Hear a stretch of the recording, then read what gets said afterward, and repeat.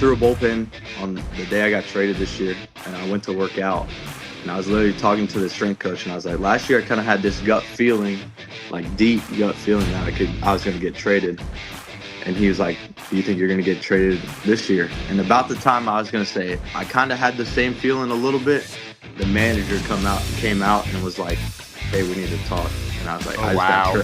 I said, I just got traded, didn't I? And he was like, yes, you did. All right, we're back to the show we go. I'm hosting today, me, Ed Hand. I'm on with Parker. I'm on with Andrew Parker, but he's not hosting. I'm hosting. So it's good to be here. It's good to be here. This is a big deal for me for a couple of reasons, aside from the hosting, because we've got one of the first players that really came on with me back when I was on Pesky Report, came back on with us again, despite being traded from the Red Sox. And now he's coming back on with us again as a member of two MLB teams now. Very briefly with the Milwaukee Brewers, and then a little bit more with the Colorado Rockies. We've got Bradley Blalock back with us. How are you doing today, Bradley? I'm good. Just getting ready to go here in a couple weeks out to Arizona, but thanks for having me on. Oh no, we're ecstatic to have you back. And it was a cool season, I think, for you. So you got, if I'm remembering this correctly, you were on the Brewers 40-man roster. You got called up to the majors initially, straight from AA, but then you didn't get in a game and they brought you back down. Am I remembering this correctly? Yeah, that's for sure correct. I think it was end of May. We were on the bus back from Jackson, Mississippi after having a series there and get the call that I'm going to the big leagues on a Monday. And so fly out of Biloxi, go down to Miami. I get told I'm going to be an emergency guy, and was there for 3 days and got to kind of experience what it was like to be a big leaguer for a couple of days and just kind of get used to that environment. What was this whole experience like? I mean, did they were they dramatic about it? I've heard sometimes when they tell guys, they kind of fake them out and like they're in trouble or something, and then they tell them that they're going to the big leagues. Like how did they tell you? Yeah, so we were on the bus back from playing the Braves in AA, and I was just sitting there on my phone, and the pitching coach walks back, and he's like, "Hey, are you getting a call? Is somebody trying to like FaceTime you?" I'm like, "No." He's like, "All right, hold on a second." Well, then the manager uh, FaceTimes me, and he's like, "Hey, man, like, what are you doing on the bus?" I was like, "I'm just chilling, watching. I was watching TikToks, I think, as everyone does nowadays." But then he's like, "All right, well, when you get back, pack your bags because you're going to Miami tomorrow." So that was kind of pretty cool. And then I think I was supposed to start on the Tuesday in Biloxi, and so my parents were coming down. They were on the drive, and they had like an hour left in the drive. And I called them, and I was like, "Hey, uh, I'm not pitching." I was like, "I'm not pitching this week." And they were like, "What do you mean?" I was like, I'm going to the big leagues tomorrow. So then they were ecstatic, but then they're like, all right, we'll figure out what to do. And they turned around and drove all the way back home and then flew out to Miami. Yeah, flew out to Miami the next day. How far of a drive was that for them? Uh, I I think it's about 6 hours to Biloxi, so it's not that bad. But they were probably in the car for 10 or 11 hours that day. Oh man, but imagine the conversation on the way back. They're like, "Yeah, you're turning around, but like, your kid's going to the big leagues, and your Right. kid's skipping AAA to go to the big leagues." Like that's was this something that was even in the back of your mind that it might be a possibility? Not really. Because I'd been pitching good. I knew to start the year, I think I had like 17 innings or 18 innings scoreless to start the year in AA. So I was just like, okay, like I'm just gonna keep trying to stay on this and keep pitching my best and making impressions. And then, kind of whenever I got that call, I was kind of shocked, like, did this really happen? Because I wasn't expecting it at all. But going into it, I had a feeling that it could happen because in spring training, whenever you have like the meeting with the coordinators, just talking about where you're going to go for the year, they're like, yeah, you're going to go to AA, which I was expecting, and they were talking about how a bunch of people had come out of the Southern League and just went straight to the big leagues, like Yuri Perez with the Marlins, and then Vaughn Grissom with the Red Sox now. but when he's with the Braves, and then Michael Harris did the same thing. So they're kind of just throwing those names out there, and they're like, if you just do what you need to do, that could be you. So that they kind of had thrown that in the back of my mind. So you knew it was a little bit there that so 3 days, you go back to like it was you knew it was going to be like a short term promotion, I'm assuming. But did Right. that were you kind of like how did you feel going back down after 3 days? Was that like a gut punch, or were you like, hey, I made it up at least. Like now I just have to get back there. Like where how do you process that? Yeah. I mean, it was definitely a good experience. Got to be around the guys and just hang out with them and take in what they do each and every day up there. Then when I went back down, I kind of felt like I had a higher expectation put on me because I just got called up even though I didn't pitch, and kind of led me to a little bit of a struggle in the month of June pitching, kind of getting hit around a little bit and not making it. I don't think I made it past 3 or 4 innings in majority of my starts there in June, but we were just kind of stay on that mental side of the game and just think about going back to having fun and just knowing I belong there. Yeah, yeah. Then you got called back up again though for the Brewers, right? Yeah, I was definitely not expecting that. When I got called back up, we were in Rocket City, and I was sitting there uh, in the room with my roommate, and we had an interim manager at the time because our manager he had a little bit of health issues that he was trying to deal with, and so I got a different number phone call, and I was like, oh, this is from the Dominican Republic. Like, who's calling me from the Dominican Republic right now? I was like, oh, I'll answer it. And it was like midnight, and I was about to put my phone down, and so I answered. I'm like, hello. He's like, hey, what are you doing? I was like, I was about to go to sleep. Like, you just called me at the right time because we had a tea time the next morning at like 7 a.m. before we were going to the Oh field. no. And so I was like, oh, I'm just about to go to sleep. He's like, this is the first time I get to do it. I'm excited. You're packing your stuff up. You're going to the big leagues tomorrow. And I was like, oh, okay. So the next, I flew out of Rocket City and went to LA. The Brewers were playing the Angels, and then get there and I'm in the bullpen. I just sit there that day, kind of just. I was eating sunflower seeds, and one of the bullpen guys looks at me and is like, "Are you okay? Like, why are you eating so many seeds?" I was like, "I'm just sitting here, like, watching the game, just trying to waste my time, get while the game's going on, and be ready if my name was going to get called." And he just started laughing at me. And then eventually, the next day, we were in San Diego, and then that's when I got to debut. Yeah, so you got into exactly one game with the Brewers, and you didn't give up any runs. You walked a guy, but you didn't give up any runs or anything. You didn't give up any hits. How did that? Do you remember the first batter still and I, everything and how that inning went down? I do. I'll start it from the beginning because I was in the we were it was the top of the eighth. They called down to the bullpen. I think we were losing like 6-2 at this time.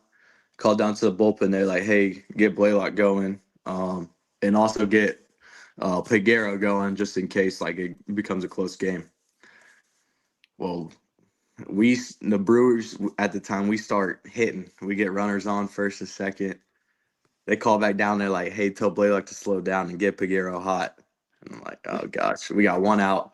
They're like, if we score, I think it was 6-4 or something when they called down. They're like, if we score one more, then Peguero's in the game and Blaylock's not in the game. And I was like, oh, this is how it's gonna go, huh? Well, then I'm just tossing. I was ready to go at the time, and then we had a runner on second, 2 outs, I think, and then they fly out, and I'm like, oh, this is really happening. So in San Diego, you're up in the top bullpen up there in left field. I'm like holding on to the step rail on both sides, like, okay, let me not fall down these stairs going into the game. And then I go out there, and it kind of the jog in kind of settled the nerves a little bit. But yeah, I think I faced David Peralta was my first at bat, and he had a long fly ball to right center, and I was like, oh, that was different. Just like the sound of the bat, like you could just tell it was different from down in Double A. But Then I get a ground ball to third base from Campanero, and the third baseman makes a ridiculous play. Throws him out at first, and then I walk Toy-Son Kim, and then I got Luis Ariz to ground out to first base. It's a pretty. I mean, that's not. Those are some pretty decent hitters there. Rise won his third straight batting title. Like Yeah, that's batting jam. it's not exactly Yeah. the easiest part of the lineup to go through. Like how high is the adrenaline for you during this? Is it different than pitching? Like I guess the way that it feels for you is, does it feel very different than how it was pitching in the minors? I think so a little bit, just because you got 46,000 people there, sold out crowd, tight game in the late innings. You've been throwing with the minor league ball all season, and then you just flip the switch to a big league ball, and it's different. As everyone says, it's a little harder, laces are a little tighter. So I threw a couple pitches, I threw a couple split changeups, and they kind of just slipped out of my hand and left up and arm side. So it's like, okay, I got to figure out how to get that down in the zone. But otherwise, I thought it was good. I thought after the first couple pitches, I settled in a little bit better there. So you picked up a win in Yankee Stadium. It was your only big league win this year. So can you kind of tell me what it was like pitching in Yankee Stadium and getting a win that day? Yeah, that was definitely exciting. We got there the night we had a game there the night before, so I kind of got to experience it a little bit there in the dugout, kind of take everything in. So that then the next day it was just I knew I'd just be able to go out there and pitch. But it was Old Timers Day at Yankee Stadium, so they had everybody there. A-Rod, Jeter, so that was pretty cool. Just to while you're warming up, get to look up on the video board and you just see all those big time names up there. But I thought it was pretty good. I thought I pitched decent enough to where I could get the win. Kind of gave up that one home run to the Red Sox legend Verdugo on a hanging curveball. But otherwise, I mean, I thought I pitched good. Defense made some plays behind me, and our guys put up some runs, which that's always you always love just to see that when you're up there on the mound.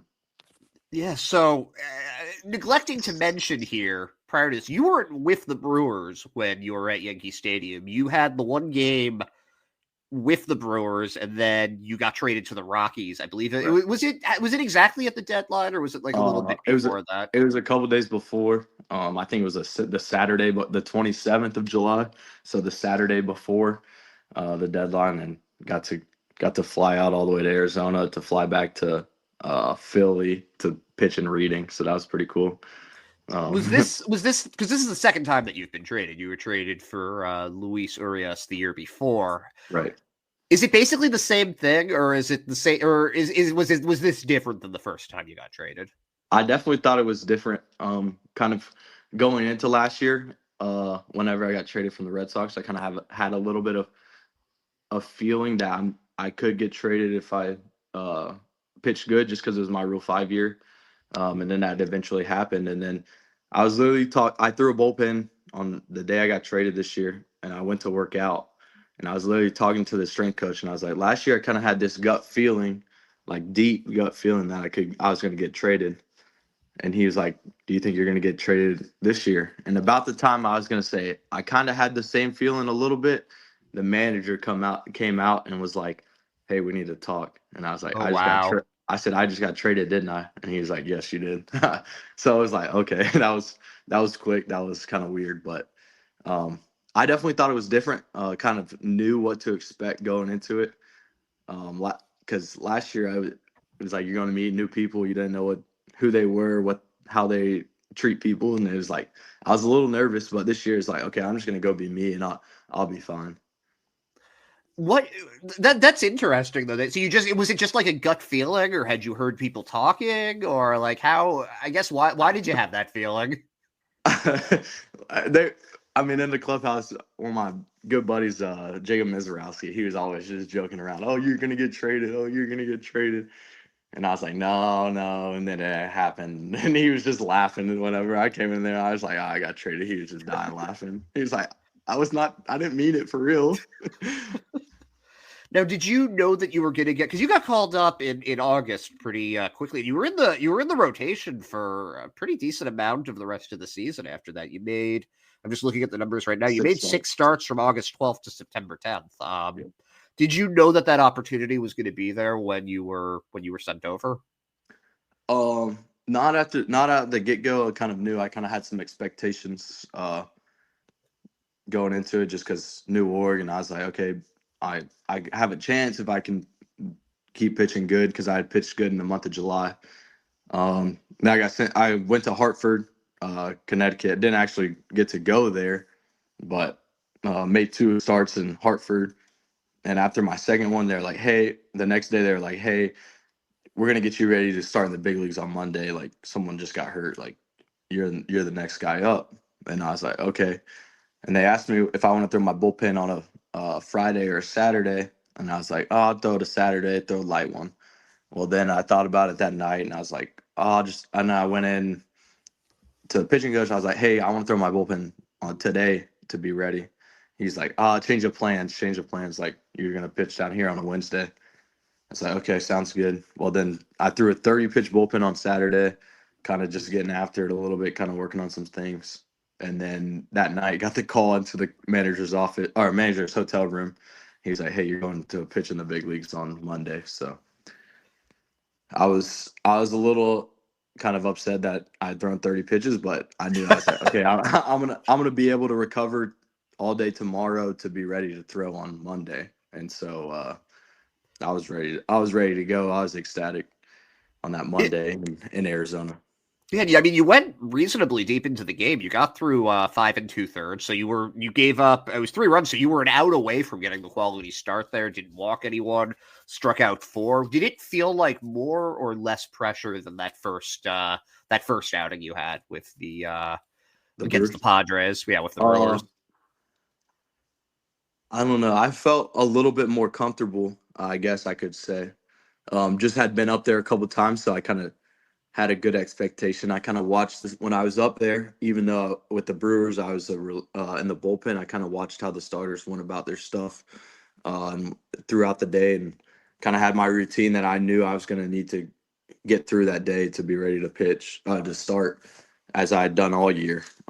So I kind of felt comfortable in a sense, because I've been doing it all my life, and so I think I was comfortable. The nerves were calm, and I was just ready to go out there and compete. I actually have a little bit of a funny story for you.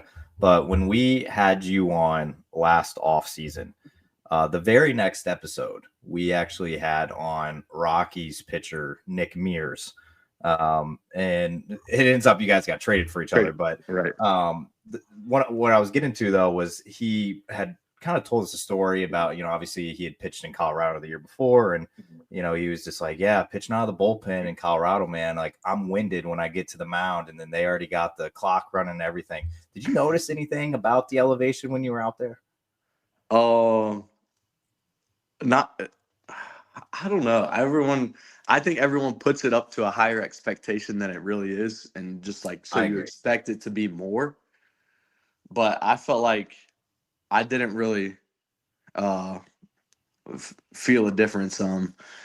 Luckily, I had one of the starting pitchers watched my bullpen. After my first start, I threw a bullpen up there in Colorado. Luckily, before my first start in Colorado, so he was watching it, and afterwards he was like, "Hey, when you're out there on the mound, just your stuff's not going to break as much as it would at a lower elevation. So just aim a little smaller." So I kind of had that expectation going into it of what I needed to do. So it kind of helped me. That's interesting. Was it hard for you to do that, to kind of change the way that you had been throwing? Not really. It was just, I just needed to lower my targets just a touch more. But otherwise I thought everything was playing pretty good. I just need to hit my location and my spot, just have my command up, especially up in Colorado. Now, your parents were on their way to watch you pitch in that Double-A game. Did they get to see you pitch in the majors at all? They did. They actually, I think they made it to every appearance except one in Detroit. Oh, wow. So luckily I was able to have them there. So they got to see the game against the Yankees then. Yes, they did. I had they were there, and one of my best friends from high school and his dad were there, and then my dad's best friend and his wife were there, and then my cousin actually came up because he was like, "Oh, you're pitching in Yankee Stadium. I'm gonna come up and watch." So I got Oh to my everyone got to gosh. see that. I'd have after the Yankees. Was it after the Yankees? I actually pitched in Atlanta, so that was pretty cool. Got to pitch against the Braves and have everyone there. I think there was like close to 250 people there watching. Oh Sheesh. wow. Yeah. That's like I remember Zach Kelly telling us about how when he was rehabbing in Salem, he had like everybody show up and from Roanoke show up there for it. But that's I mean Right. it's a little different between like single A and the majors. And I mean you grew up going to Braves games, right? Like that's Yeah. what's that like? I guess when you go from being in the crowd as a kid and suddenly you're on the mound there. I mean, did you kind of have that like almost like a flashback to being a fan in the stands at all? Yeah, actually, I had one in Yankee Stadium too because when I was 12 years old, we got to go up and play in Cooperstown at the Dreams Park they have there. So afterwards, my basically my whole team went to New York City and we watched the Yankees game in the bleachers out in left field. So that was the remembrance there, and it was kind of pretty cool to be out on the field after watching it there. But in Atlanta, it was pretty fun. Nervous. That was probably the most nervous I was this year because like everyone's like, "Oh, I'm gonna come," telling my parents, and I kind of knew how many people were gonna be there, so that was always there. But it didn't hit me until I walked out of the dugout to go out to the outfield and stretch, and everyone's like yelling my name and cheering, and I look over and it's like there's like two sections of people, and I'm just like, holy cow. So kind of had a I had a rough first inning in Atlanta, gave up 4 runs, but then settled it in and put up 4 zeros after that. I mean, it's not a bad lineup to do that against either. But while we're kind of on like we've been talking a lot about you made your MLB debut this year and everything, and I had one of your fellow draft classmates from the Red Sox on this program about a week or two ago, Ryan Zefferjon. Okay. And he's a guy that obviously just made his MLB debut this past season, and Right. he got to pitch in Kansas City with the Angels whenever he got up and everything, and he was kind of talking about the homecoming and everything. It's only three of you guys in the 2019 Red Sox draft class that have made the pros. Now it's you, Zefferjon, and Chris Murphy. Looking back at it now, like, is it everything that you kind of thought the whole journey from getting drafted, as late of a round as you did in 2019 and being in the professionals now, and there's only three of you guys that did it? Like, has that kind of sunk in yet? Yeah, it definitely has because I mean, as everyone knows now, there's only 20 rounds. So I mean, say I was drafted, say I was going to be coming out of high school the year later. I mean, it was 5 rounds. I mean, I wouldn't even have the opportunity. So I, yes, all three of us have made it, and me and Zeph were close with the Red Sox. I mean, we lived together the last spring training for I think the last couple of weeks. So that was pretty cool, and pretty cool to see him get up there this year with the Angels and those guys, Nico, and so that was pretty cool. Just seeing them, but I think that it's definitely everything I've dreamed of. Just going through the process, and I knew I had a little bit of a um, I knew I was held to a little bit of a higher expectation because I was a 32nd round guy, and I had to work to get there. I wasn't like a first or second rounder where you kind of just most of those guys kind of guaranteed to get up there, but I knew I needed to work, and I was definitely excited to work every day, and I'm still excited to be able to be playing this game because not everyone's, as you said, that got drafted with us is able to still play. I mean, it's beyond that too, because I mean, 2 years ago, you were still rehabbing from the Tommy John. You've gone from that to two different organizations, but you're a big leaguer. Like Like, has this year have the last 2 seasons, I guess, felt like they've been longer than like the rest of I mean, like your high school career and I mean, just because so much has happened. Yeah, this year especially, this is my first full season healthy because I got drafted in 19. We didn't have 2020. It was COVID year. 21 was a short season. Come into spring training 22, ready to go. Have Tommy John. And then last year, or 2023, I missed April and May of the season. So, and then I missed the last 3 weeks because I had pulled my oblique. But yeah, this year was definitely a toll. It was like I could feel at the end of the season that my body was wore out, but I was gonna do everything possible to work through it and be ready for every start or whenever my name was called. So how has this offseason been different for you then, since this is your first one really coming back? No oblique injury. You're Right. done with the rehab. Yeah, this is probably my first full for real off season I've had since I've been drafted. No camps. Because normally I'm at camps, trying to just do stuff, work, get better for the next season. But yeah, this year I had my first full off season. It's kind of been long, I guess. I took 6 weeks off of throwing right after the season just to shut down and let the arm rest. But ramping it back up. Oh, we've been ramping it back up and kind of been off the mound Friday and Tuesday, so we're getting it going. So what have you been up to now that you're a healthy guy, you're going through a normal off season for the first time since you were drafted, which is crazy to think about. That was 6 years ago. Now we're in 2025. But what do you do in your free time? Yeah, now I guess I was trying to swing the golf club and I haven't been playing that much recently. I need to start getting back into it because I know when I get out to Arizona, everyone's going to be wanting to play, Oh, and yeah. I don't want to be that guy that's shanking balls to the right or to the left. But I've been able to just spend time with family, go visit my girlfriend down in Daytona because she goes to a chiropractic school down there, and then I've been able to go hunting a little bit more this off season. No video games for you? Here and there. I mean, it's tough. I don't know how everyone can play those all the time. I like in the season, I'll be like, oh yeah, I'll bring my video games, and then I probably don't play it 95% of the time during the season. Wow. Yeah, I feel like every time I ask a guy, like especially pitchers, it's like you're either golfing or you're playing video games. There's Right. no in between. Right. But it's yeah, you're the clock's ticking, man. You got to get back on the course before you get out to Arizona. I know. I'm going to play tomorrow.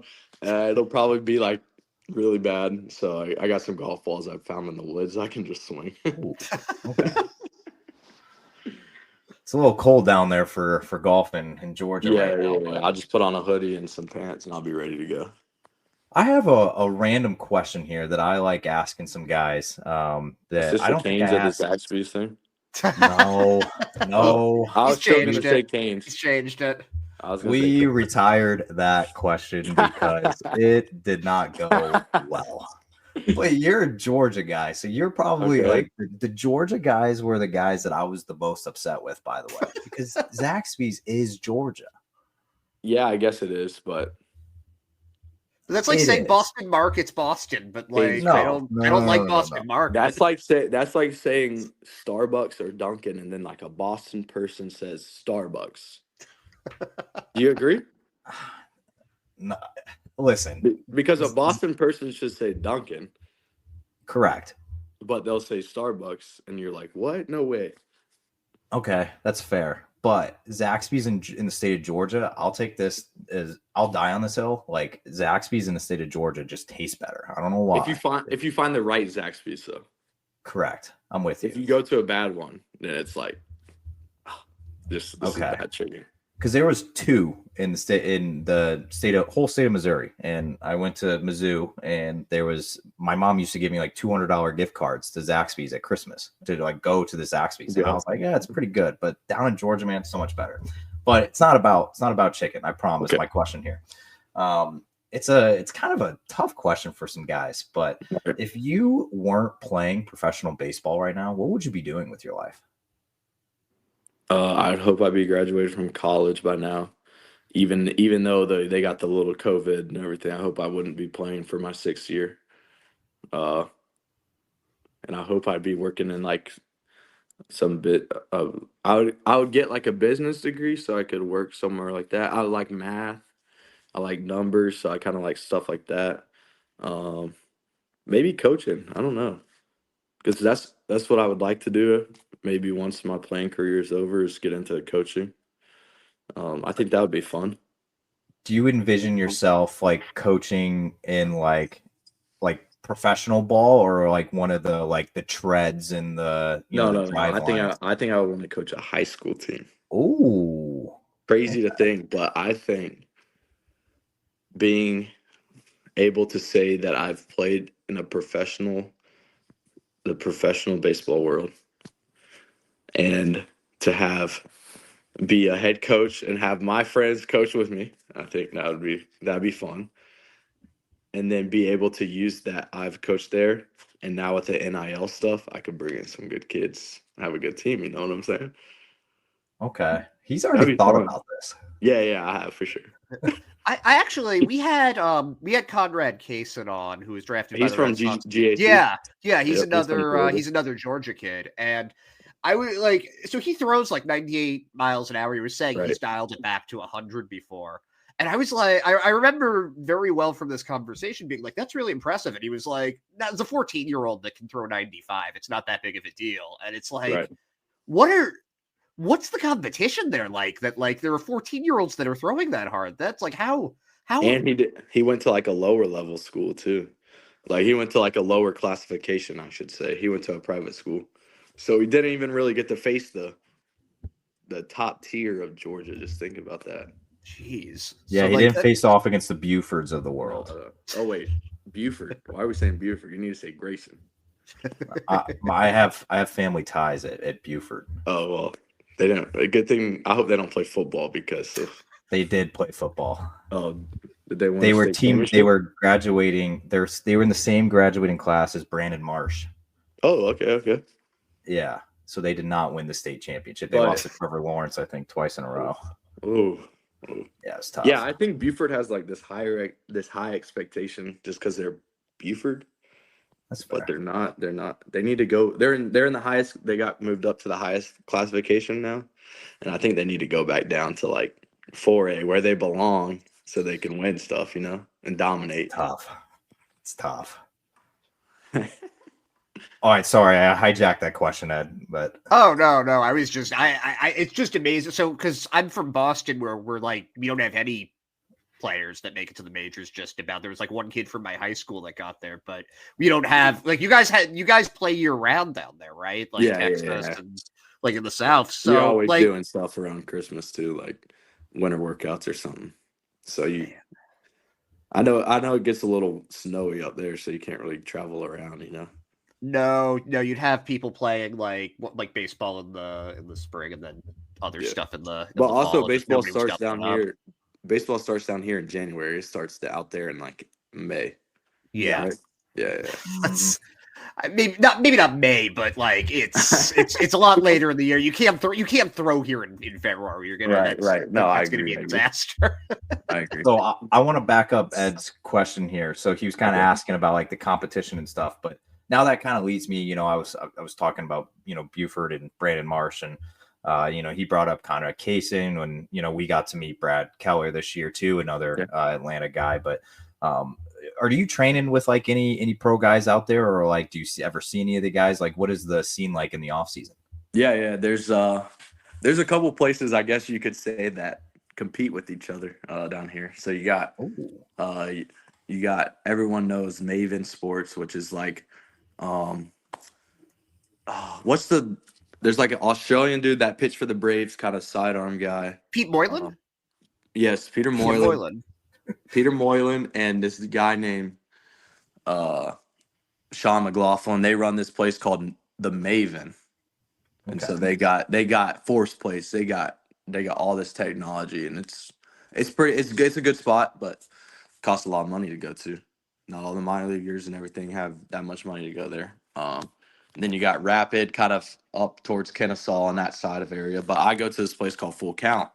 Conrad Kaysen he goes there, I think, sometimes.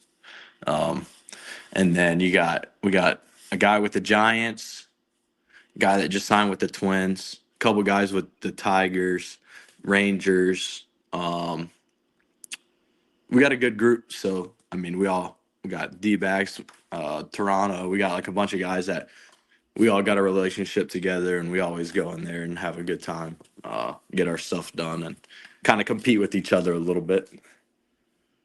Okay. Yeah, I was always curious about that because obviously, like, Georgia's a pretty hotbed for that talent, especially at the major league level. And, I was kind of reading off some of those names. I'm like, I wonder if you guys like ever like bump into each other or train together or anything. Because I feel like the Atlanta area is like a good spot where it's like there's so many guys like from around that area that are now like being drafted and everything. So yeah, I think there's a bunch of good places that around that kind of everyone kind of bounces around to.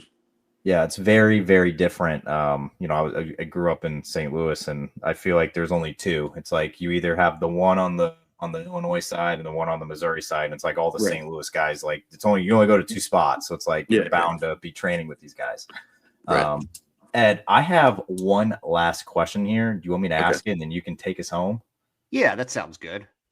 All right, so it's not a Zaxby's question here, but it's a food question, Bradley, and I feel like I already know one of your answers on this, but I retired the chicken question last year, and I just ask you for a Mount Rushmore question now. So I need your top 4, and it can be fast food or sit down of restaurant chains.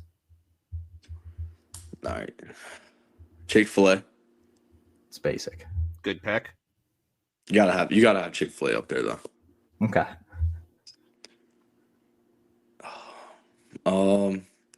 This is like a half thing. Okay, this one. It's called Chipotle / Diablo's, which is Diablo's is like Chick-fil-A, but it's I don't know if it's everywhere. It's just around here. They got good quesadillas. Ooh, okay. I like Japanese restaurants, so I'll just put that up there. Hibachi, we'll say that. Hibachi, just okay. Oof. I don't like this one so far. And I'm gonna go Jersey Mike's. Oh, ooh, yes. Interesting. People sleep on the Mike's, man. Jersey Mike's. I like the ads Mike's for Jersey Mike's a lot. What'd you say? I like the ads with Danny DeVito for that a lot. Those are pretty. Those are pretty fantastic. Jersey Mike's. I feel like it's very slept on these days. I feel like people don't actually show it the love it needs. I agree. Okay. Oh, I got one thing for you too. Talking about how you went back and said you see everybody. Yeah. Like people around. I pitched in Detroit. It was my last start in the big leagues this year. High school teammate was the leadoff hitter. Really? Yeah. Parker Meadows. Yeah. I was about to say, yeah. First pitch. I'm like, okay, I'm going to get this guy out. I don't think I ever got him out in high school. And then we did in 2020, we did these little live at bats at this place at where I trained at Full Count at the Sandlot, which is what we call, because all it was a baseball field, but all that was kept up was the mound. And then the hitters area, everything else was kind of beat up a little bit, but it was a fun place. Like we go out there and have live at bats. They got a fence out there. People would hit homers. But I got him out every time I faced him there. So I was like, okay, this is kind of even right now. So now I gotta get the expectation going that I'm gonna get you out every time. Throw first pitch of the game, high fastball, way out of the zone, ball. I'm like, all right, I need to get back in the zone. I'm gonna throw a fastball and just get it over the plate. Like he's gonna take right here. And he hits a home run down the right field line. And I was just like, oh my gosh. This is how this game's gonna start right here. And then I think I walked him the next 2 times or something. And then he texted me the last at bat of the game that I faced him. He texted me after the game and was like, sorry I did a home run off of you. But I thought you struck me out on my last at bat. It was funny. It was a good time though. At least he's being humble. Do you guys stay in touch generally, or was this just like you were playing each other? Yeah, we text every once in a while and trying to stay in touch. So, um, but if I face him this year, I'm getting him out. He had a little good heat. I got him on I claim that I got him on a little heater for the playoffs because he got the record for the most hits or extra base hits or something in the playoffs for the Tigers. So I'm gonna claim that I got him going on that since he got the homer. So what you're saying is he owes you some jersey mics for that. Yeah, I think so. That's fair. So I got one last thing for you. Okay. We're gonna go back to the Rockies and just what are your expectations for this season? What are you what you're still on the 40-man roster there. You got as good a shot as anyone of making that rotation. Like, what are you expecting for the 2025 season? Yeah, I'm going out here in 3 weeks. Get out there, get to working with the staff, pitching coach, bullpen coach, just to kind of get things dialed in just a little bit more, kind of get ready to go for the season. But go into spring training with an open mind and go out there and compete for a job. It's not going to be easy, but I'm gonna be ready and compete for a job if it's in the rotation, if it's long relief, if it's a bullpen role, whatever, just to make the team to help them or help the Rockies just get it going this year and hopefully get there in a playoff spot because I think we got the talent. It's just we got the pieces, so hopefully those things will just come together because we could be a good team. Yeah, well, looking forward to following your 2025, and thank you so much for coming back on with us. This is always a pleasure.